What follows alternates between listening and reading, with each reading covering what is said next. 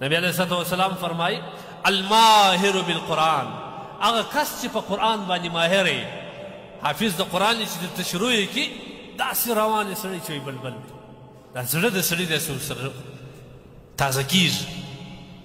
نبی علیہ الصلوۃ والسلام د دې ستاینه کړې. الماهر بالقرآن، هغه کس چې د قرآن ماهر یې، مع السفرة الکرام البررة، دا به د قیامت په ورځ د فرشتو د انبیاو د نیکیانو په صف کې دی ولاړی. والذي يقرأ القرآن ويتعتع فيه، دا بیا د نور کسان زړه مات نسي، دا هغه صفت هم کړي. دا اوس هغه سړی چې قرآن وایي ژبه یې پنډې نیسي ویلی، ماتو ګډ کې کېږي، بندو خلاص پکې کېږي، لکه دا موږ ته یې وایي.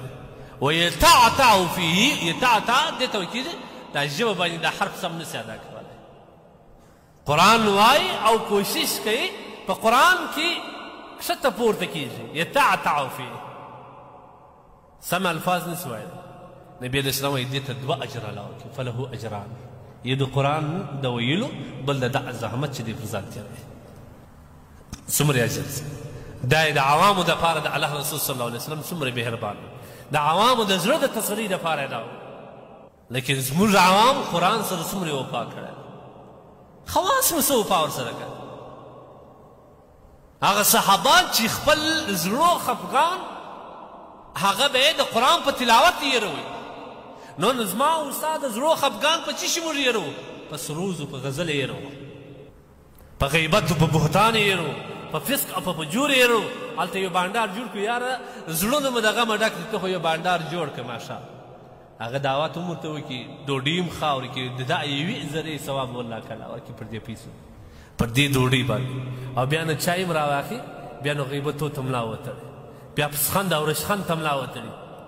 ولا يسخر قوم من قوم، الله وایي یو په بل پسخند مه سره وایي. په دا مجلس کې یو غریب وي چې هغه ناداره وي، د شکل د خوا لږ پاتې هغه رامخته کړي، نو ګپې ورباندې کوي. دا ټول مجلس دا خو د زړه سکون په حاصله وایي، دا خو د زړه د خپل زړه قرار په دې پیدا کوي. لیکن ټوله شپه یې د خدای په قهر تېروي. د الله سبحانه وتعالی وایي څه وایي، چیرې ځغلی، زړه دې خبر یې، زړه دې سکون نه لري. الله وایي راس الا بذکر الله تطمئن القلوب، زما په ذکر باندې د قرآن په تلاوت باندې زړه خپل اطمینان پیدا کوي. راس دغه ووایه، ته چیرې ځغلی، پر کومه خوا ځغلی. لہذا قرآن دا ډېر عظیم کتاب دی، د دې سره وفا وکړئ. نن زموږ د اسلام خو الله نه شاته کوي، د مسلمانانو د پستی او د شاته د تګ یو غټ لامل دا دی موږ د خپل قرآن سره وفا نه ده کړې. ځکه هر منحوسه هر بېغیرته پادري نن زموږ د دین توهین هم کوي، د قرآن توهین هم کوي. او ما او تا دا شپږ لا هم نه کړو، دومره درد والله که راباندې تېرېږي لکه یو ستن چې په ځان جګو. دا زما او ستا اسلامي غیرت سو، دا مو اسلامي ننګ سو، دا مې اسلامي بیړه سوه.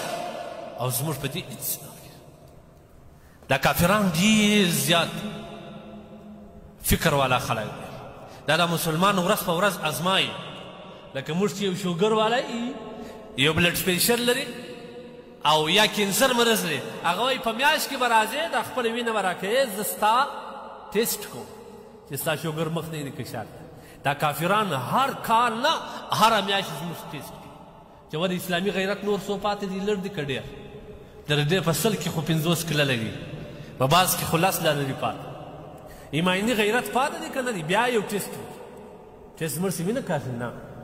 زموږ د اسلام و شاعر ته غټ عالمي توهین وکړي چې ولې مسلمان څه کوي. مسلمان ارام ناست ولکه د شپږ لا خوري.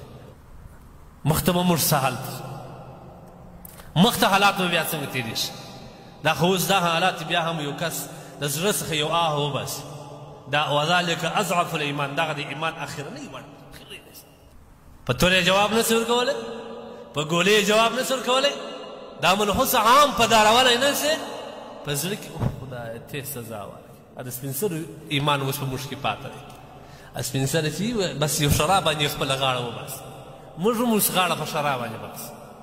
افسوس پر موږ باندې، صد افسوس پر موږ باندې. دا څه شی دی؟ د دې وجه لامل څه دی؟ موږ د خپل قرآن سره وفا